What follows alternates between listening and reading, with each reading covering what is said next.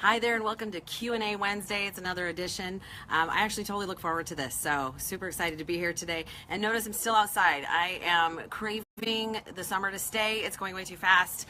Just did school shopping with the kids this weekend. They are now back in school. Actually, I'm totally stoked about that part because I love a schedule. I love the fact that nobody's bored, at least for the interim. But wanted to talk about something extremely important today. I have a lot of clients who ask me whether or not it's okay to drink alcohol when they have a big goal when it comes to being fit. And just like everything else that I talk about, yes and no would be my answer. So we're going to discuss that a little bit today. Also want to talk to you just a little bit about what's coming up. For some of you, you've realized that I'm actually doing a special Thursday event every week, Facebook Live, and we're calling it Real Life. So it is the world according to Melissa, kind of a little bit of me unplugged, more of what I think about different things. Honestly, I'm being completely honest when I do my real life editions. It's all about how difficult things have been to get healthy, stay healthy, work into a fit lifestyle, and maybe something that I say can help you as well. I just want you to know that I'm real, and that, you know, I go through the same difficulties and have the same obstacles that everybody else does. I just don't tend to post it all over Facebook on a regular basis, because some things are better off to work through first and then kind of go backwards and see how I figured it out and maybe help somebody do the same. So as I sit outside and it's still nice and warm and I'm craving it, I'm super, super happy that the sun is still here. I love a good Indian summer, but I know that this is all too soon going to end and it's going to be dark really quickly at night. And so, you know, those nights when you feel you have to go to bed at like 6 o'clock in the evening. I know those are coming and I'm not super excited about that. Although I do love fall. Fall is probably my most favorite season. I love Halloween. I love dressing up. I love the leaves. I love everything about it until that first real cold spell hits, and then I'm all about staying inside. So hi everybody. So anyway, I'm going to talk today a little bit about whether or not adding alcohol to your meal plan actually works for you. And honestly, it really depends on what your goals are. You know, a lot of people think, okay, well, drinking alcohol is going to make me fat. And again, yes and no. We're going to talk a little bit about that, and specifically what alcohol does to your meal plan or to your goals in becoming fit. So we'll talk a little bit about that. Just a quick heads up though before we get started, I want to let you know that on next Wednesday, I know this is 2 vacations in a row, but this one was actually planned first. My husband and I are headed to Cancun. I really struggle to hold still and get a good rest, and so this was my attempt at taking a vacation, which we haven't done in 6 years. However, we're staying at a resort that should have some really good Wi-Fi. I am right now planning to do Q&A Wednesday, as well as my real life edition on Thursday, depending on how well the streaming goes with their Wi-Fi there. So we'll see what we get out of that. So let's cut to the chase. Let's talk a little bit about alcohol. One of the things that I find is a lot of times, I'm not against people drinking alcohol. I mean, that's their choice. I do find that sometimes it can be counterproductive, but we're going to talk about how this plays a role in what you're trying to accomplish when it comes to your goals, because, you know, there can be some major downsides to it. And of course, it depends on a couple of things. Number one, how much you're drinking, which, you know, makes a big difference, but also, you know, how fit are you already and where are you trying to go with that? For those of us that have come to a position where our bodies kind of have found a happy spot, where I kind of am right now in my life, I know about what my body likes to weigh, where it kind of likes to be when it comes to body fat percentage. Just know that the smaller, tighter, and closer you are to your goals, the harder it's going to be to stay there. You can't make these great big cheats in life, you know, have a cheat weekend and not expect to see some fallout from that. So keep that in mind. But when it comes to alcohol, you know, moderation in all things. If you're drinking once in a while, it's not a big deal. You can overcome that. But if you tend to do it on a regular basis, like someone who, he knows who he is, so I'm not going to mention names, but someone, you know, mentioned that, hey, well, you know, I have a drink every night or every other night, and it came down, he talked about how it's kind of his reward from doing really well for the day. And my response was, okay, so what you're telling me is that it's kind of like having a hot fudge sundae 3 times a week because you feel really good about how well you did on your goals. So you kind of undo all the good that you've done during the week. Keep that in mind. The first problem with alcohol consumption is that there is really no nutritional value. Although there is some research that shows that things like red wine can actually be beneficial, that doesn't mean a bottle or 2. That means a glass of red wine once in a while can be helpful to your heart health. But the problem is most people don't drink it for that reason. So we can kind of get a little bit off track, but alcohol actually has 7 calories per gram. So keep in mind that, that plays a role in your energy in, energy out. And of course, those of you that know me also know that quality of calories plays a big role in that as well. Okay, great. So Jenny would like to know, what do you consider too much? I love my wine 2 to 3 glasses a week. Well, let's finish this and then we'll talk about why that might not be the greatest idea out there. And if you're going to have a drink, what is best? Wine would have too much sugar, vodka and soda is the best. Okay, so I've got some really great comments. That's from Mike. And we're going to talk a little bit about that because we're going to talk about, what the differences is. So here's the deal. Alcohol does not cause fat storage per se. When you drink alcohol, it actually hits your system pretty quickly. Some of it's absorbed in the stomach, some of it's absorbed by the liver. The problem is that your body, when you drink alcohol, turns into an acetate, which your body then uses for fuel, for energy. So because when you drink alcohol, your body's first priority is to deal with that first, it doesn't actually get to the point where your metabolism can actually burn fat or burn other sources of the nutrients, such as proteins, carbs, and fats. So, it depends on, number one, how much you drink, but your body has a priority system, and the first priority is deal with the alcohol. Now, technically, one drink can actually take up to 10 hours to metabolize. So while your body is dealing with that, it doesn't burn fat. So if you're in a position where, you have a really great goal, whether it's losing weight, y'all know how I feel about that. I'm not a fan of losing weight. I prefer to burn fat. Depending on what your goal is, if you drink 3 or 4 drinks and it takes your body, more than several hours in order to metabolize that, you can be doing your cardio, you can be doing your lifting, you can go back to all those things that you normally do, but your body doesn't benefit from it. It is not targeting fat as fuel. It's using acetates first. Now, the problem with that is if you are drinking on top of eating excess calories, okay, because think about it, what do most people really drink or eat healthy food when they're drinking alcohol? Usually it's probably bar food or something that you shouldn't be eating anyway. Not always, not going to judge, but a lot of times you're eating excess calories. So the problem with that is now you've stunted your metabolism because now it's over here dealing with the alcohol, and so all these excess calories that you're taking in get immediately stored as fat, because your body doesn't need them. It doesn't need them for energy, so it has to do something with them. Hopefully that's making sense so far. So I just make sure I get all of it. So alcohol suppresses fat oxidation. In other words, your body will not target fat as fuel, making it difficult to mobilize fat.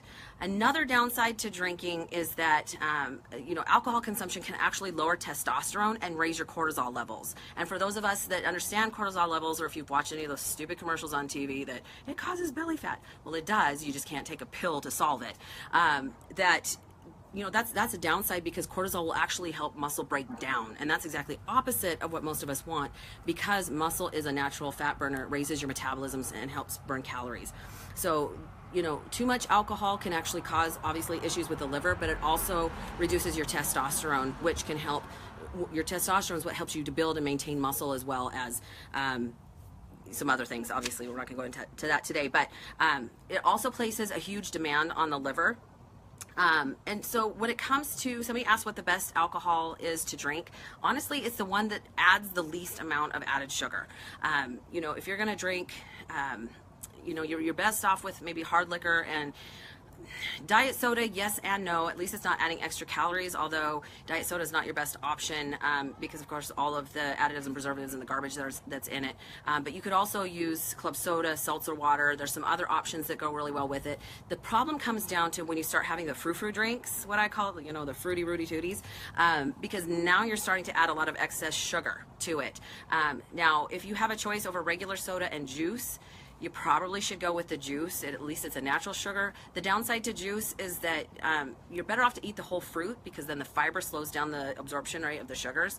But when you're drinking fruit juice, it's concentrated, okay? So anything that is adding way more sugar. So think, margaritas, there's a lot of fruity, frou-frou drinks out there, chocolate martini, something that adds a bunch of excess sugar, like the syrups and things to it, can actually definitely cause you to, you're going to get an excess of calories, and you're getting a lot of sugar, and your body can't handle all the sugar, right? That's why your insulin spikes and your body has to deal with it.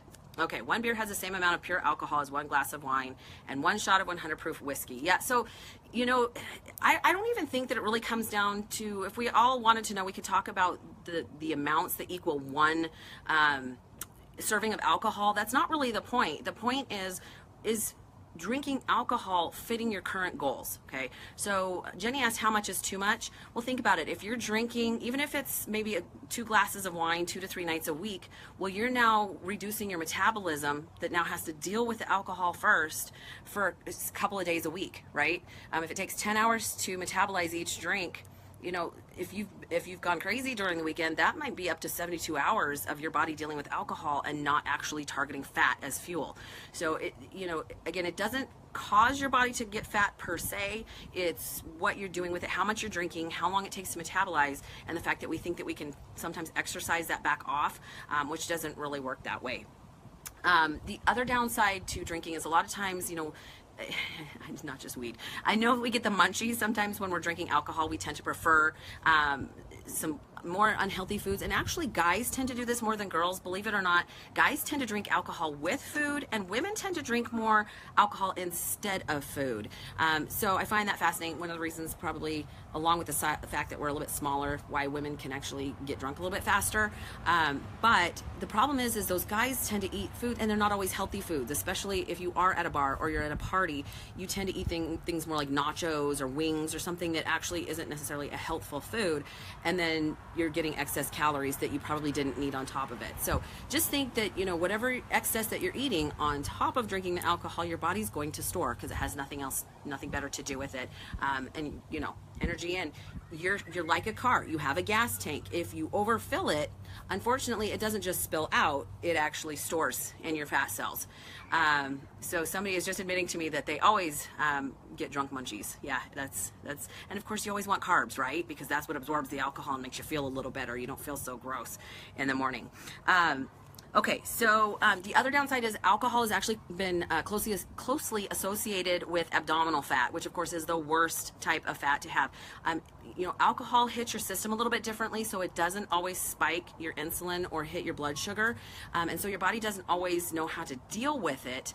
And so, you know, it actually tends to take it and turn it into abdominal fat versus the subcutaneous fat. And abdominal fat is the scary fat. That's the stuff that invades your organs, tends to cause some issues like heart disease and diabetes. So, you know, like I said, I'm not against it. I'm going to give you some great tips. You know, personally, I tend to only drink at planned events. I have a couple of times a year that's when I tend to do it. For those of you that were watching last week, y'all know I've been to Vegas, and that's definitely a time when I plan on it. But other than that, to me, honestly, I'd rather eat my calories. I prefer, if I'm going to have a free meal, number one, I don't want my metabolism to have to deal with alcohol. I would rather have some chocolate or have something that sounds good and that gives me satisfaction versus drink, feel nasty the next morning. Nobody likes a horrible hangover. So to me, it's a little bit counterproductive to drink on a regular basis. So again, it comes down to how bad do you want it? I get frustrated when somebody does so great during the week and then they blow it all weekend by drinking a couple pitchers of beer. Like, really? You just worked this hard? Now, if that's what your goal is and that's what you're working for, that's fine. But realize it's still going to have an impact on how your body responds, right? So when they're talking about beer bellies, I mean, they're talking about the fact that people tend to pack on weight because of all of that. Shelly, I'm so sorry that it keeps freezing. I'm hoping it's not mine. Mine seems to be working just fine.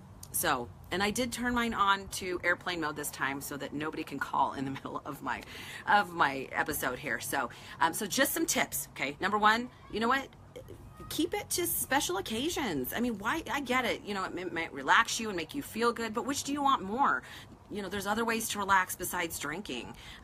You know, yoga, meditation, get a massage, take a hot bath, you know, spend some time with your family. It doesn't always have to revolve around alcohol. And to be honest, my friends a lot of times don't even invite me out anymore because I spent 5 years in contest prep and rarely would I drink. So they tend to not even ask me to go out and do anything because apparently I'm a fuddy-duddy. Although I've had my own fun time, so whatever. But keep that in mind. You know, maybe you do it for an anniversary, but every weekend isn't a good enough reason to me. again, now if you don't care how you look, I guess then that's okay. But there's more negative effects from drinking on a regular basis than there is from positive. I would keep it to just some specific situations.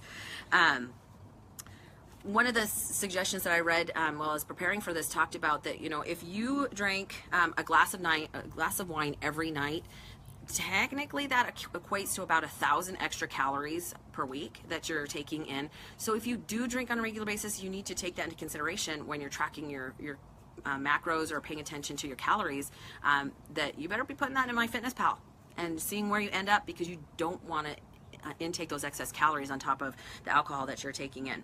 Okay, so a couple more tips that I have, and definitely keep asking questions. Again, hopefully I've answered all your questions. My opinion of how often is too often is if you're drinking more than, gosh, I only drink a couple times a month, even off season, so if you're drinking several times a week, that's probably too much, especially if you're trying to lose weight or, like I like to say it, burn body fat. Next, again, mix your drinks, your hard alcohol, with something other than sugary options. Simple syrup, guys, come on, that's pure sugar. Sodas, things like that. You're best off with seltzer water, club soda. I will do some diet. That's the only time I tend to drink soda, is when I am drinking alcohol, because it also dilutes the alcohol just a little bit. A great tip too that I read today was use plenty of ice, because it makes the drink seem bigger than it is. So you tend to stay a little more, what's the word?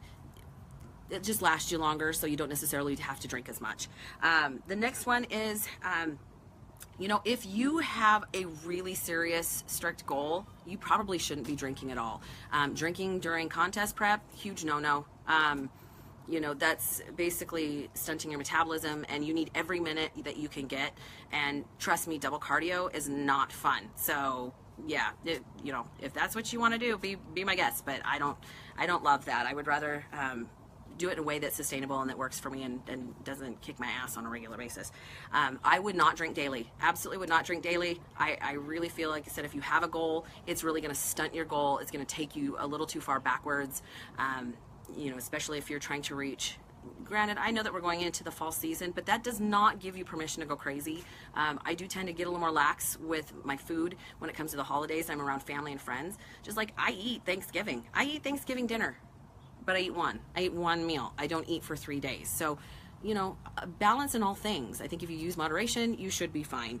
The other thing is, don't eat processed food when you're drinking. Because again, sometimes your ability to make choices is a little not all there.